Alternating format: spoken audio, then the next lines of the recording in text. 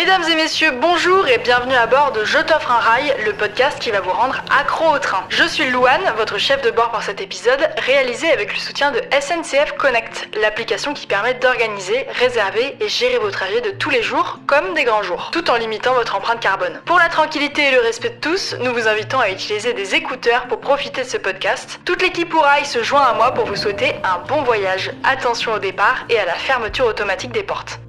Bonjour à tous, bonjour Samuela, bienvenue dans Je t'offre un rail, le podcast qui est créé par Ourail. Aujourd'hui, on est dans un lieu exceptionnel puisqu'on est dans la tour de la gare de Lyon. Donc juste derrière nous, vous pouvez voir, pour ceux qui sont en vidéo, toutes les horloges. D'ailleurs, ça va faire un petit peu de bruit pendant tout le podcast parce que chaque minute, la grosse aiguille de 38 kilos doit bouger. Et du coup, il y a un mécanisme qui fait qu'on entend un petit vous l'entendrez tout le long. Aujourd'hui, on est là grâce à la directrice de Paris-Lyon et de Paris-Bercy. Donc merci à elle parce que c'est vraiment un endroit exceptionnel. Merci aux équipes aussi de SNCF. Et merci à Samuela d'être là pour répondre à toutes nos questions. Bonjour. Bonjour, avec joie. Comment ça va? Ça va très bien, merci. Trop chouette. Est-ce que tu peux te présenter en quelques mots, s'il te plaît? Je m'appelle Samuela, on m'appelle Sam. Je suis grande voyageuse et une grande accro au train. Trop stylé. Je crois que ça, c'est la présentation la plus résumée que je puisse faire de moi. Et donc, j'ai créé en 2019, j'ai cofondé une association qui s'appelle Watt, Once Upon a Train, Waouh.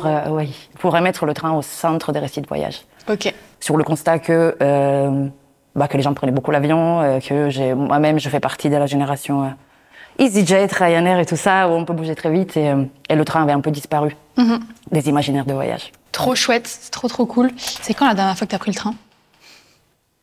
Avant-hier. Ok, c'est récent quand même, ça va. T'es pas en manque. J'en prends toutes les semaines, je pense, à peu près. Trop chouette. Et ouais, elle est née comment cette passion du train? Depuis quand tu prends le train toutes les semaines? En fait, on m'a posé la question récemment, et moi-même, je me la suis posée, et j'arrive pas à avoir un élément déclencheur. Tout ce que je vois, c'est que le premier train que j'ai pris, j'étais assez jeune, et c'était pour aller à la mer.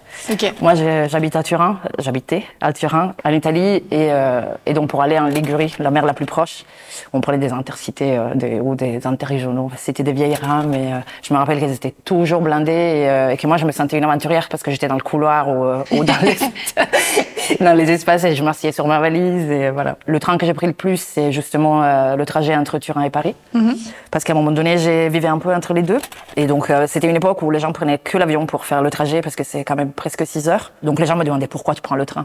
Et moi je disais pourquoi prendre l'avion en fait quand il y a un trajet, quand il y a un train qui relie Paris Centre à Turin Centre, ça me paraissait quand même pratique quoi. Ouais. Du coup, t'as fait quoi comme grand voyage? T'en as fait un grand dont on va parler pendant tout ce podcast, oui. Qui est Paris-Bakou en train. Ça a été quoi tes autres voyages en train? C'était quoi ta destination préférée? Tes endroits, quoi. Ouais, en fait, à l'époque, je prenais quand même des avions. Quand j'ai commencé à voyager beaucoup, je prenais des avions, j'allais loin. Je suis un peu une voyageuse compulsive. Voilà, j'arrête un peu maintenant parce que la conscience écologique m'arrête un peu. Mais donc, à l'époque, je prenais un avion, j'arrivais dans un pays et je prenais le train dans le pays. Okay. Donc, j'ai pris des trains un peu partout. En Asie, beaucoup. Wow. En Thaïlande, en Corée du Sud. Au Sri Lanka. Wow. Ouais, au Sri Lanka, c'est génial parce qu'ils vont tellement lentement qu'on peut même décider d'utiliser les rails pour marcher d'un village à l'autre. Wow. Et quand le train arrive, on a le temps de se décaler et puis se remettre sur les rails. Wow. Ouais. Et puis l'Inde, c'est ma grande passion. Je suis allée plusieurs fois et l'Inde, c'est un pays de train, clairement. Waouh. Ouais, les ça gens ressemble à quoi train. un train en Inde? Ça ressemble à un endroit plein de gens. Ça ressemble à un lieu de vie parce que les distances sont longues. Faut savoir que le réseau est extrêmement dense et que les Indiens prennent le train pour faire 2 jours, 3 jours pour traverser complètement l'Inde. Donc pour les Indiens, c'est normal de voyager pendant au moins 24 heures, 48 heures, 36 heures. Et donc quand on monte dans le train, on sait que c'est notre maison pendant un moment, quoi. Waouh, c'est génial. Ouais, génial comme état d'esprit. Oui. Et du coup, toi, t'as fait un grand voyage qui est Paris-Bakou en train. La question qui me brûle les lèvres, c'est où Bakou? Avant de préparer cette interview, je n'avais aucune idée qu'un endroit comme ça existait. Où est-ce que c'est? C'est en Azerbaïdjan. Et bien évidemment, quand j'ai dit que je voulais aller là-bas, j'ai eu la même réaction que toi, genre c'est où Bakou, pourquoi? Et la deuxième, c'était qu'est-ce que tu vas foutre en Azerbaïdjan? C'était ça. Et en fait, ma réponse, c'est que je voulais faire une odyssée. Moi, en fait, j'aime bien cette notion d'odyssée. Donc la destination, pour moi, ça n'a pas une grande importance. Parce que généralement, je fais des boucles. Donc là, Bakou, c'était pas vraiment la fin de mon voyage. C'était un point où après, je revenais et que je revenais par des pays différents quand c'était possible. Mais ce que je voulais faire, c'était toucher les 3 mers. La Méditerranée, la Noire et la Caspienne. Waouh. Ouais, parce que je me dis, l'Odyssée, Ulysse, c'était dans la mer et tout. Bah, moi, je prends des trains et voilà. Donc, j'ai relié les 3 mers par le train. Waouh. C'est un truc qui est né dans ton esprit ou t'as déjà vu ça quelque part et tu t'es dit, Non, c'est né dans mon esprit. C'est juste que vraiment, enfin, c'est pour ça que j'ai créé Watt aussi. C'était pour changer la vision du voyage et se dire qu'on fait des odyssées plutôt, on fait des périples. C'est génial. Ça commence chez soi et la destination perd d'importance. Waouh. Et donc les 3 mers, c'est parce que, je sais pas comment c'est venu. Je pense que c'est parce que Ulysse était sur la mer. Enfin, il a mis 10 ans pour rentrer chez lui alors qu'il avait Ithaque, sa maison était juste là devant lui et il a fait un détour de 10 ans, quoi. C'est quand même un long concept. détour, hein, ouais. C'est pas les 36 heures de l'Inde, quoi. C'est vraiment... C'est ça. Donc voilà, j'avais voulu toucher les 3 mers, donc je suis passée d'abord par les Balkans et après j'ai touché la Grèce. Ok. Et après par la Turquie, je suis remontée et c'est là que j'ai pris le train qui m'a vraiment marqué et c'est peut-être mon préféré du trajet. Ah, génial. Parce que c'est le Dogo Express. Le Dogo Express, c'est un train très célèbre en Turquie et il relie Ankara à Kars. Ok. Kars, c'est la ville presque à la limite de la frontière entre Turquie et Géorgie. Et en fait, ça met 27 heures.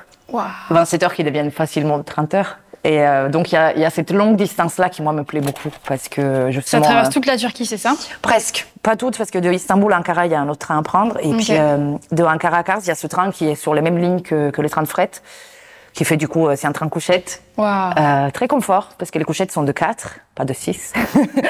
sont de 4. Moi, j'avais une couchette femme seule. Trop bien. Je savais absolument pas comment j'allais voyager parce que j'avais pris mes billets le jour même, en croisant le doigt pour avoir une place. Waouh. Parce que je suis pas organisée du tout, moi.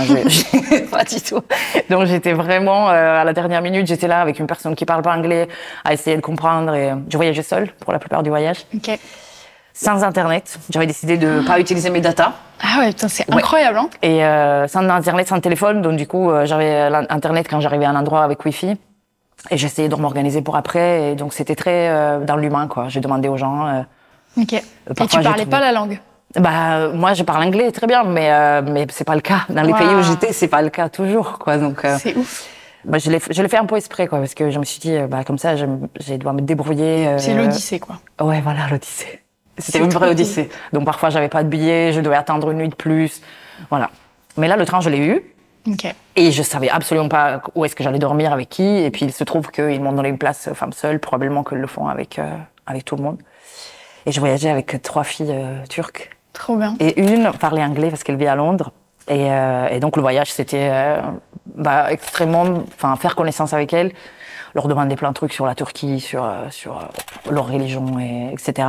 Et puis, dormir, parce que quand on entre en couchette, on peut se détendre, on peut dormir, on peut se laisser bercer. Moi, j'avoue, le train, c'est l'endroit où je dors le mieux, parce que je suis comme les bébés, on pousse la poussette pour les faire dormir. Moi aussi, j'adore dans le train. Et donc, moi, je dors, et quand le train s'arrête, je me réveille. Généralement, c'est ça. Ah ouais, c'est génial. Et donc, ce voyage-là, il m'a vraiment... Enfin, c'est le voyage selon Sam, quoi. C'est, voilà, à regarder par la fenêtre. Puis, le paysage était... moi, je trouve très beau, assez désertique, couleur ocre, pas mal. Parfois, une végétation un peu buissonneuse, parfois quelques espaces boisés. Et un ciel bleu pétant, quoi. Et donc, un grand contraste entre le bleu du ciel et le ocre doré de la terre. C'est désertique. Et ce qui est intéressant, je trouve, quand on est face à un paysage désertique pendant longtemps, c'est qu'on est un peu face à soi-même. Parce qu'on n'a pas de point d'accroche où fixer le regard. Donc, on se retrouve vite en fait, à un voyage intérieur plutôt. Et ce qui est pas évident tout le temps. Ouais, c'est poétique, hein. Ouais. Et qu'est-ce qui se passe quand tu arrives, donc, du coup, dans la ville à la frontière de l'Azerbaïdjan? Alors là, non, à Kars, on arrive à la frontière avec la Géorgie. Ok. Et à oui, Kars... t'as traversé la Géorgie aussi avant. Ouais, avant, ouais, carrément. Wow. En fait, oui, une fois arrivé à Kars, je savais absolument pas comment j'allais passer la frontière. C'est ça qu'il faut savoir déjà.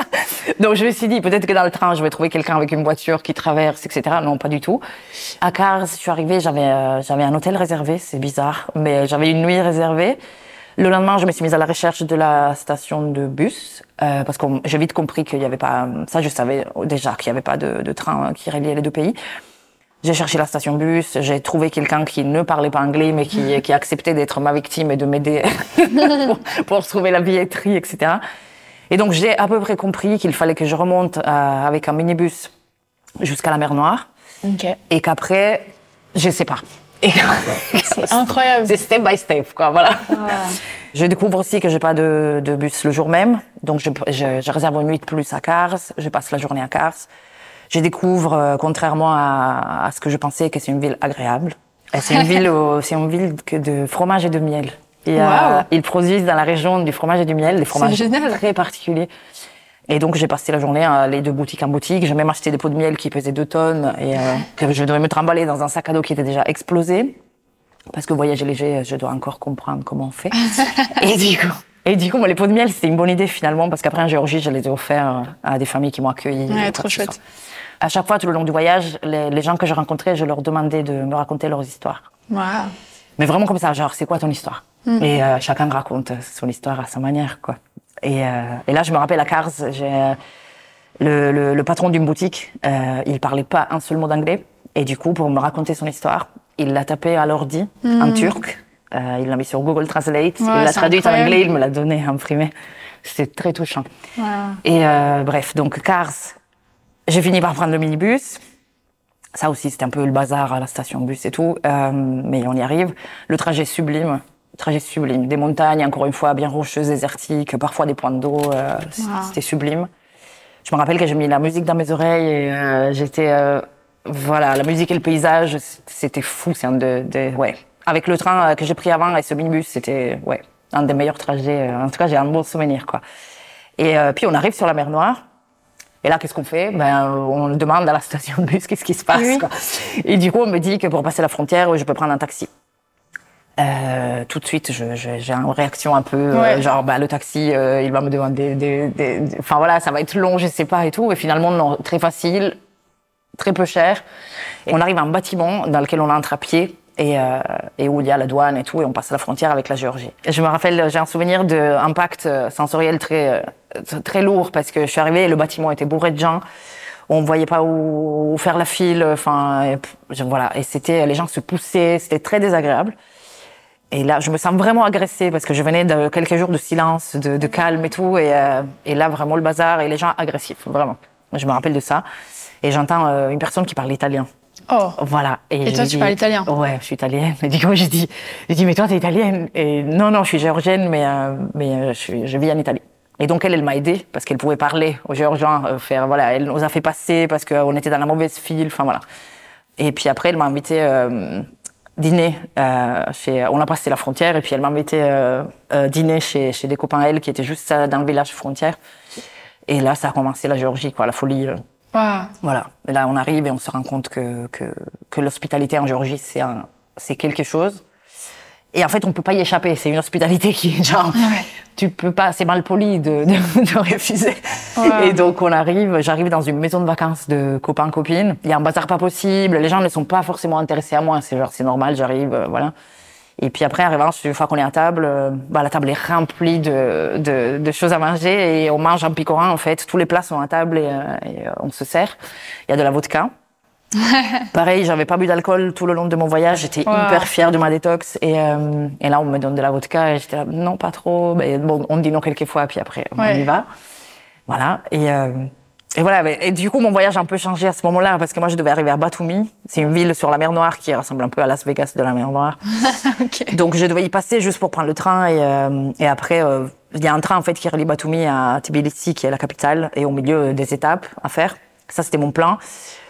Ça n'a pas marché comme ça parce que Lana, la personne que j'ai rencontrée, j'étais extrêmement intéressée par elle. Enfin, je me suis dit, il faut que je reste avec elle. Et du coup, elle m'a dit, moi, il faut que j'aille à la capitale cette nuit avec une marsrutka. Les marshrutka sont ces minibus où on se sent pas du tout en sécurité parce que la sécurité routière là-bas c'est très différent. Ok, ça c'est toujours la Géorgie, t'es pas passé Géorgie, toujours. Okay. Et en Géorgie, j'ai passé 15 jours quand même. Ok. Ouais, j'ai passé 15 jours, donc je suis arrivée à Tbilissi, la capitale, très très chouette. Et puis après, j'ai repris le train du coup pour remonter. C'est pas logique, mais mais je voulais passer du temps avec Lana, donc j'ai connu sa famille. Voilà, c'est tout un fanfare.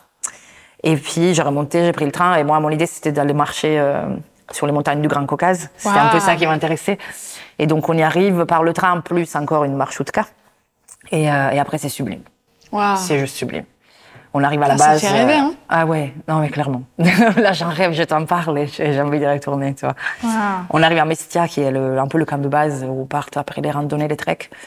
Et après, on peut marcher pour arriver un peu à la fin de tout, qui est un autre village qui est à la fin de tout. Et même, on a des balades qui partent de Mestia et qui montent assez haut. Et pendant tout le long de la balade, en fait, c'est spectaculaire. Vraiment. Wow. C'est sublime. Les paysages sont sublimes. C'est quoi, c'est des grandes montagnes, c'est des trucs ocres, c'est... Grandes montagnes, il y a des montagnes un peu nues, couvertes un paysage un peu stépeux, herbeux, mais très rasé, qui peut aller du vert au doré. Et puis après, on a des montagnes rocheuses, comme on peut voir dans les Alpes, des montagnes rocheuses derrière en fond, et puis des lacs de montagne avec des chevaux tranquilles, pépères, qui sont là. Enfin, voilà. Ouais, c'était très chouette. Trop chouette. Et du coup, après, tu passes au... Attends, mais c'est quoi le pays? L'Azerbaïdjan. L'Azerbaïdjan. Ouais, l'Azerbaïdjan, c'est un pays de pétrole et de flics. Voilà. Ok. Essentiellement. Wow. Donc, je ne conseille pas forcément d'y aller.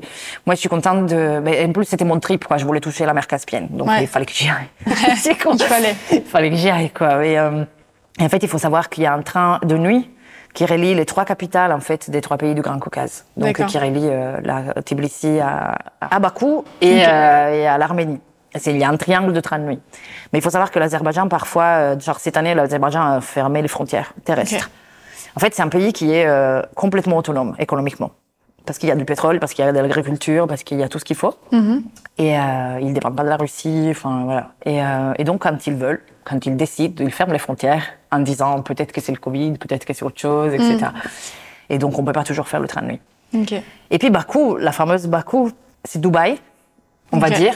C'est entre Dubaï et les villes européennes. Okay. Parce que quand il y a eu le boom pétrolier dans les années 90, ils ont fait appel à énormément d'architectes européens. Et ils ont dit, faites-moi un quartier parisien, faites-moi un quartier qui ressemble à Madrid, faites-moi un quartier... Incroyable. Un peu comme font en Chine, mais un peu moins flagrant. En Chine, ils reproduisent des villes, clairement, ça fait flipper. Et à Bakou, ils ont fait de manière assez réussie, j'ai envie de dire, parce que c'est harmonieux et c'est très beau. Ils ont fait des quartiers qui ressemblent un peu à Paris, ou à l'Europe en tout cas, et à côté de ça, il y a énormément de bâtiments en verre, des bâtiments comme Dubaï, quoi. Des bâtiments un peu spectaculaires, enfin. Ils ont de l'argent, quoi. Okay. Le métro est super. Le métro, c'est ultra moderne mais à côté vintage. Donc, ils ont fait un truc hyper chouette. Les transports publics, ça marche super bien. J'ai rencontré là-bas une directrice des opérations de l'agence des transports qui a pu m'expliquer comment ça marche. Après, il faut s'intéresser au fait que c'est Dubaï, français, enfin, c'est l'argent, quoi. Ouais, ok. Et après, quand on sort de Bakou, c'est complètement autre chose. On a du rien, vraiment du rien partout, et des pompes à pétrole qui marchent tout le temps. Donc moi, je me rappelle visuellement ce mouvement des pompes à pétrole. Je me rappelle avoir dit ici, les pompes à pétrole, on les achète au supermarché pour les mettre dans son jardin. Ah. Et donc c'est pas esthétiquement, c'est impactant. C'est pas ce qu'on appelle beau selon nos standards et nos habitudes, mais c'est impactant. Et donc après, j'ai fait face au fait qu'il y avait presque pas de tram passager qui roulait. Et donc j'avais loué une voiture à un moment. Et il y avait des trains de fret qui roulaient. Et à un moment, je me souviens que quand je m'approchais aux gares pour les visiter, il y avait toujours quelqu'un qui sortait qui m'envoyait. Ah ouais. Pourquoi? Je sais pas. C'est un tu pays pouvais répressif. Pas rentrer dans les gares? Non, ils ne voulaient pas. Même si c'était une gare, quoi. C'était ouvert. Mais c'est juste que non. Donc, c'est parce que t'es une femme ou c'est... Non, je pense que c'est un pays répressif et ils ont leur raison. Mais en tout cas, c'est un pays où ils disent non tout le temps. Enfin, tu peux pas faire ci, tu peux pas faire ça. Et ils mettent des amendes assez facilement. Une fois, j'ai pas mis comment on appelle ça, le clignotant. Le clignotant. Et ils m'ont arrêté, ils m'ont fait une amende. Ah ouais. Ouais. Ici, on prend pas d'amende pour ça. Ouais, pour le clignotant. on se fait hurler dessus, quoi. Voilà. C'est ça, exactement. Et bref, et du coup, mais moi j'insiste, et du coup je vais quand même dans les gares et tout, et donc à un moment j'étais dans un endroit qui était le rêve pour moi, parce que j'étais entre une plage et la mer Caspienne, et une gare de fret. Waouh. Une gare de marchandises, et donc ça rassemblait, le paysage rassemblait un cataclysme. Enfin franchement, tout était gris-marron, quoi. Le ciel, il avait plu toute la nuit, il pleuviotait un peu, la mer Caspienne est grise. C'est vraiment incroyable. Je me rappelle vraiment le mot qui me vient, c'est cataclysme. Vraiment, ah ouais. Et là, encore une fois, il y a une voiture de flic qui passe et qui me dit circulez, il n'y a rien à voir. Mais je laisse passer la voiture et je retourne. Et là, il y a une cabane avec un gars qui lui aussi me dit qu'est-ce que vous faites là et tout. Mais j'ai dit accompagnez-moi vers la gare. Enfin, et bien sûr, il parlait pas anglais, mais avec geste, j'ai dit mais accompagnez-moi vers la gare, vous venez avec moi et comme ça il y a pas de danger et tout. Et puis je voyais un train marchandise qui continuait à faire des manœuvres dans la gare. Et le papy qui le conduisait, il était sympa. Moi, je lui faisais coucou, il me faisait coucou. Et donc finalement, il s'est passé qu'on est entré un peu en amitié avec le gars de la gare. Et puis j'ai dit, je peux monter dans le train. Ouais. Wow. Et du coup, on m'a laissé monter dans le train et c'était une voiture soviétique hyper ancienne. Moi, j'étais comme une gosse. On ne peut pas avoir quelqu'un de plus heureux que ça, quoi, de monter dans la voiture de train de fret. Et du coup, il a fait quelques arrêts en gare et puis il m'a ramené au point de départ pour que je prenne la voiture. Mais c'est génial. Ouais. Quelle expérience de ouf. Ouais. Wow, tout ça avec la vue sur la mer Caspienne. Ouais. Avec ton objectif de base, quoi. Avec le cataclysme. Ouais, c'est ça. Wow. C'est ça. Donc, Azerbaïdjan, je pense pas que j'y remettrai les pieds, clairement. Mais j'ai atteint mes objectifs, quoi. Voilà, j'ai fait mon odyssée, quoi. Ouais, c'est incroyable. Et toi, du coup, t'es fan de train? Ah oui, complètement. Tu voyages pour faire du train, quoi. Ouais, c'est ça. Wow, je voyage pour faire du train. C'est ce que j'ai dit d'ailleurs en Inde, par exemple. La dernière fois, on m'a demandé tu fais quoi en Inde? Je dis je prends du train. Voilà. Waouh, c'est génial. T'es parti combien de temps, du coup, jusqu'à Bakou? Alors, moi, j'avais pris 2 mois.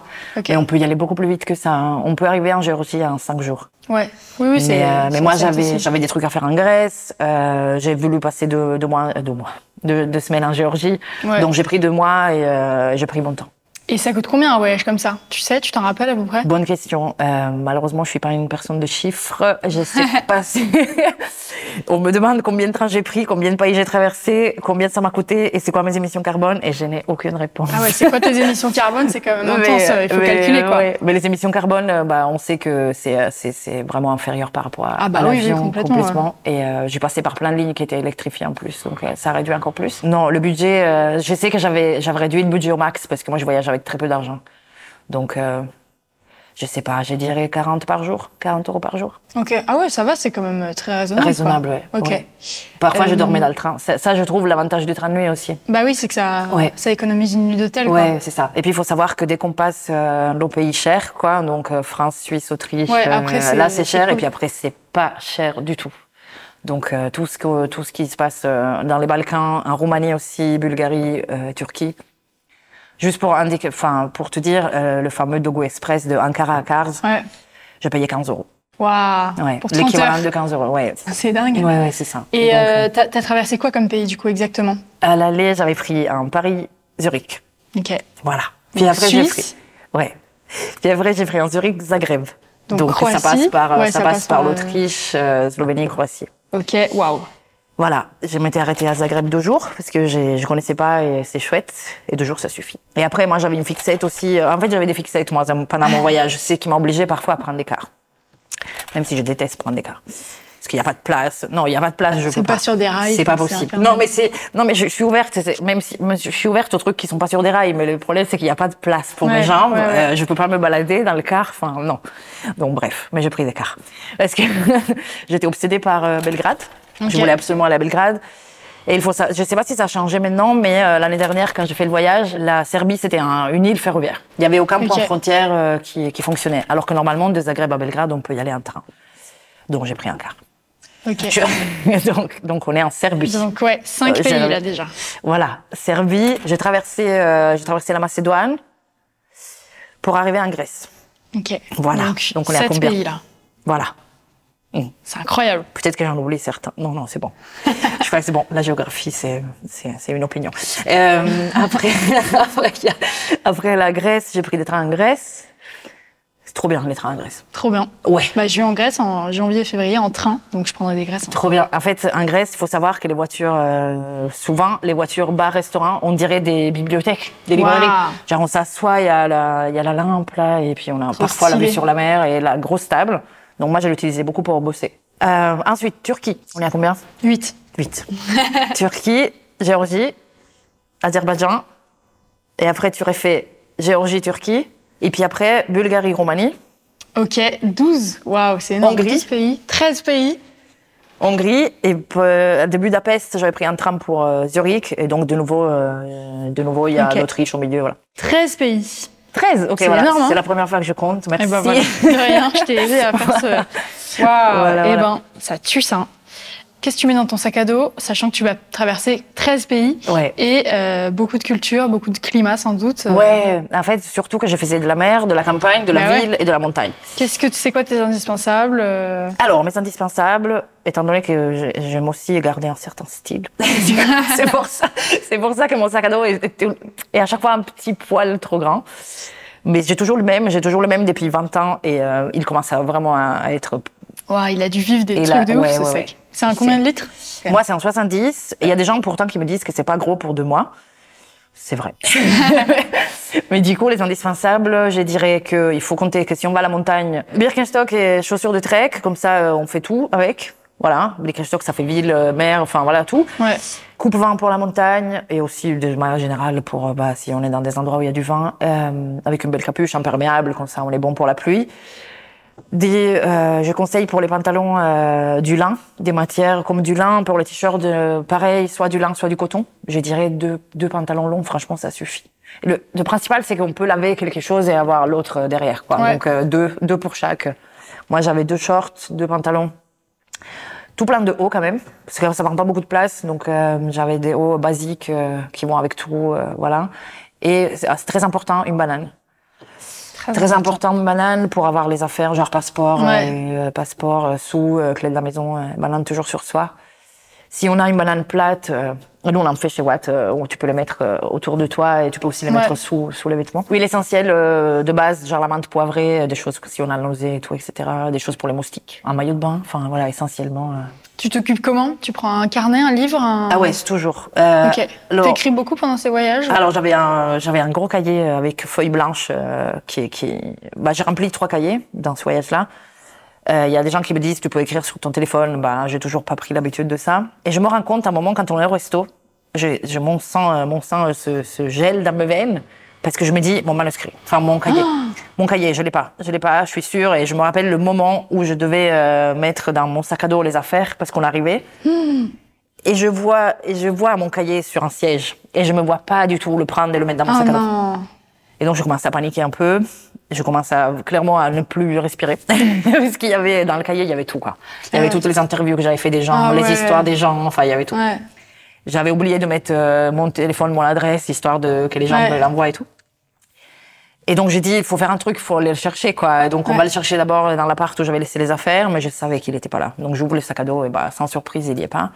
On appelle les chemins de fer pour voir s'il y a un lost and found. Ouais. On nous dit que non, il y a plus. Voilà. Et on nous dit, allez à la gare et demandez aux gens, quoi. Demandez aux gens qui sont là, quoi, au chef de gare, enfin, voilà.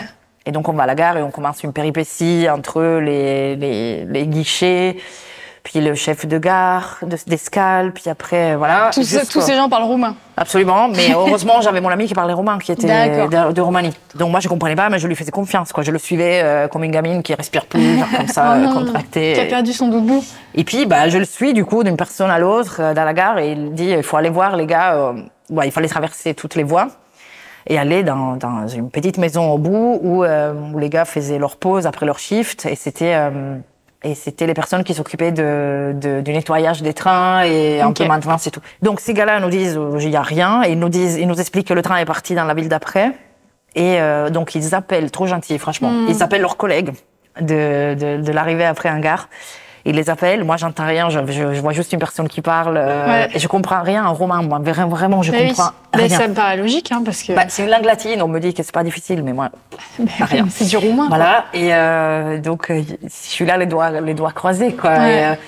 Et donc ils appellent et tout, il dit OK, mes copains, enfin mes collègues vont voir si le cahier est dans le train. Et ils me rappellent. Donc encore une fois, un peu le souffle coupé encore quelques temps. Et puis après, il rappelle. Et je vois le gars dire « Ok, c'est bon. » Ah, trop bien. Et en fait, le cahier était dans le train et il m'a dit « Tu ne dois même pas aller à la ville parce que le train revient ici demain matin. » Et donc, c'est le conducteur qui va te l'amener. C'est génial. C'était trop bien. Et donc, le lendemain matin, je suis arrivée en gare et le conducteur est sorti de la cabine pour me donner mon cahier. Ah, génial. Ouais. Ce cahier, il en a vécu, hein. Oui. Trop chouette. Oui, quand je le regarde aujourd'hui, c'est vraiment... Il a vécu une grande aventure sans toi, en fait. C'est clair. Il est parti en voyage, oui, c'est ça. Waouh, c'est ouf. C'est quoi le voyage en train de tes rêves? Celui que j'aimerais faire encore, transsibérien. Ok. Je t'en dis un autre, je peux? Vas-y, bien sûr. Le train du désert en Mauritanie. Ok. Oui, le truc de charbon dans lequel il faut camper. Ouais. Mais oui, ça tirait bien, ça. Oui, ça c'est bien ton truc. C'est sûr. C'est sûr. Je pense que c'est mon prochain voyage. Ok. Là, genre, t'es en train de le prévoir ou? Je crois, ouais. Waouh. Peut-être pour le printemps, oui, on va voir. Ah, c'est génial. Seul? Ou peut-être à 2, celui-là. Ok. Seul, j'ai un peu... Ouais. C'est un peu beaucoup. Waouh, c'est ouf. Mais à 2, pourquoi pas. Et c'est quoi ton prochain voyage en train? Marseille. Ok. Non, c'est pas vrai. Je vais à Montpellier, justement. Là, je vais à Montpellier pour une conférence où je parle de train. What, c'est quoi? Ouais, c'est quoi? Asso à but non lucratif qui, comme je disais, l'ambition, c'est remettre le train au centre des récits de voyage. Donc, il y a une partie média où on a commencé en 2019 et pendant le Covid, confinement, à parler de train sur tous les réseaux, à informer, à donner les bons plans, à donner des carnets de voyage pour inspirer. Trop bien. On a un site web qui recense toutes les plateformes de voyage qui existent, tous les blogs, etc., pour aider les gens à se repérer là-dedans. Et si ça suffit pas, on aide les gens, nous, avec des solutions tailor-made, donc sur mesure, à faire leur itinéraire sans avion. Wow. Parce que, j'imagine que tu sais à quel point c'est difficile de réserver des billets de train en dehors de la France. Ça va, moi je galère pas trop encore. Tu galères pas trop? Okay. Bah, j'ai un peu l'habitude, je pense, mais oui, j'imagine que quand t'as jamais fait ça, c'est ça, une grosse galère. Ouais. Et surtout de les trouver à moins cher, quoi. Tu vois, les trouver à bas prix, ne pas passer par des plateformes, mais passer par l'opérateur ferroviaire du pays. Classique. Et donc on fait un peu de la facilitation de voyage sur mesure. Trop et chouette. À côté de ça, c'est toutes les activités culturelles. Donc on a fait 3 festivals déjà sur les imaginaires du train. Trop bien. Un sur la petite ceinture de Paris, au hasard ludique. Le deuxième, le plus grand, c'était au Grand Contrôle l'année dernière. J'y étais. C'est là que je visais. C'est vrai. Ouais. Et moi, j'arrivais tout juste de mon voyage. Ah, trop bien. Ouais. De Bakou. Ouais. Waouh. J'arrivais tout juste du voyage 2 jours avant, quoi. Ouais. Ah, c'est dingue. Et puis, cette année, on s'est occupé d'une autre, on a pris un autre angle, c'est le train à la campagne. Okay. Parce que c'est un autre sujet complètement, alors que nous, avant, on est parti pour faire un train sibérien. Enfin, on était vraiment sur le voyage longue distance à l'international. Et là, c'est plus et là, on est allé se mettre au plein milieu de nulle part, en plein cœur de la France, au fin fond de l'Allier, à un endroit accessible en gare, qui est devenu un peu un QG pour Watt. On a fait une déco immersive faite par un artiste parisien qui travaille sur énormément de festivals, et on a fait une déco immersive qui est en partie restée sur place, et donc c'est un endroit que les gens peuvent y aller pour camper. Waouh, c'est génial. Et tout, ouais. Ok. Ça s'appelle le Champ des Couchettes. Waouh, ok. Les gens peuvent y aller là. Oui, les gens peuvent y aller. C'est un prêt à camper, donc en fait il y a déjà des tentes et des matelas sur place et des draps. Okay. On n'a pas besoin d'y arriver avec prêt avec à le camper, matos. C'est incroyable. J'avais jamais entendu ça. C'est génial. Ouais. Et c'est la vice-présidente de Watt qui a fondé ça, ouais. Du coup, si les gens qui nous écoutent veulent prévoir leur voyage en train mais qui galèrent, ils peuvent vous appeler et ça se fait? Oui, tout à fait. Et pour les gens qui ont envie de prévoir leur voyage en train, qui sont en train, mais qui n'ont pas envie d'appeler Watt, c'est quoi tes conseils, genre ton top 3 de conseils pour prendre ses billets sans galérer, pour, je sais pas, quel genre de voyage faire. Si quelqu'un veut faire un voyage en train, là, et qui se dit où est-ce que je vais, comment je fais? Où est-ce que je vais? Ouais. C'est quoi ton top 3 de conseils? Je conseille toujours Site 61 comme blog, parce qu'il y a énormément d'infos. Mais alors, énormément d'infos. C'est quoi? C'est des voyageurs ou c'est... C'est un voyageur qui est vraiment partout dans le monde et qui met vraiment toutes sortes d'informations, quoi. C'est du coup vraiment, si on veut aller n'importe où, en Inde par exemple, ou dans tous les pays d'Asie, ou de l'autre côté aux États-Unis, là on a énormément d'infos. Après, Rome to Rio, ça aide à construire un itinéraire de très loin. C'est de base, ça. Rome to Rio. Et puis après, pour revenir en France, c'est Ourail. Ouais.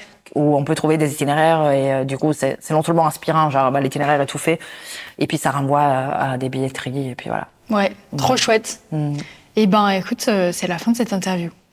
Merci. Merci beaucoup pour toutes ces histoires. Franchement, ça m'a fait rêver. Ça me donne envie d'aller là-bas au fond, dans les Carpates et dans les trucs comme ça. Ça va être génial. Je te le souhaite. Ouais, de ouf. Merci d'être venu. Donc, où est-ce qu'on peut te retrouver, du coup?